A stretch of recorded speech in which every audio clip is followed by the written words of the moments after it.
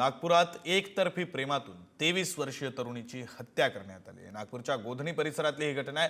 38 वर्षीय शेखर ढोरे असं आरोपी युवकाचं नाव असून तो विवाहित आहे। मृत तरुणी आणि आरोपी शेखर हे शेजारी राहत होते, तर तरुणी आरोपी शेखरच्या पत्नीसोबत शिवणकाम करत होती। याचाच फायदा घेत शेखरनं जवळीक वाढवण्याचा प्रयत्न केला, मात्र हे लक्षात येताच तरुणीनं त्याच्यापासून अंतर ठेवण्यास सुरुवात केली। मंगळवारी सकाळी घरी कोणी नसताना शेखर तरुणीच्या घरी आला, त्यावेळी त्यांच्यात वाद झाला आणि रागाच्या भरात शेखरनं प्राचीचा गळा दाबला। मृत्यू झाल्याचं लक्षात येताच शेखरनं ओढणीचा फास भरला, मृतदेह सिलिंग फॅनला लटकवला आणि फरार झाला।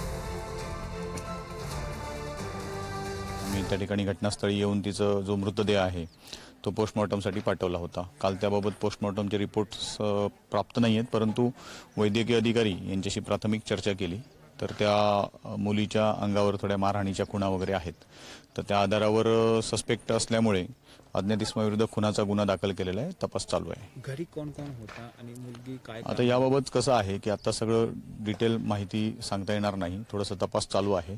सिरियस मॅटर आहे, आम्हाला थोडा तपास करू द्या, मग आपण माहिती देऊ। या संदर्भात अधिकची माहिती देण्यासाठी आपले प्रतिनिधी जितेंद्र शिंगाडे आपल्यासोबत आहेत। जितेंद्र, नक्कीच अतिशय धक्कादायक अशी घटना म्हणावी लागेल, कारण 23 वर्षीय युवती आहे आणि हिचा जो मृतदेह आहे तो सुरुवातीला आत्महत्या केल्याचा बनाव करण्यात आलेला होता।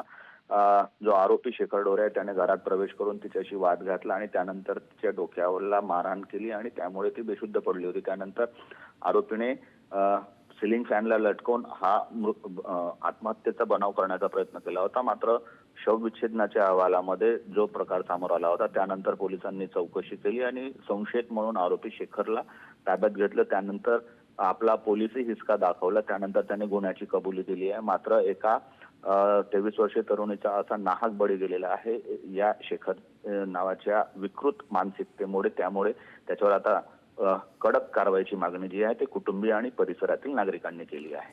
विक्रांत, बरं, आता काय कारवाई केली जाते याकडेही आपलं लक्ष असेल। जितेंद्र, तुर्तास धन्यवाद तुम्ही दिलेल्या या सगळ्या माहितीसाठी।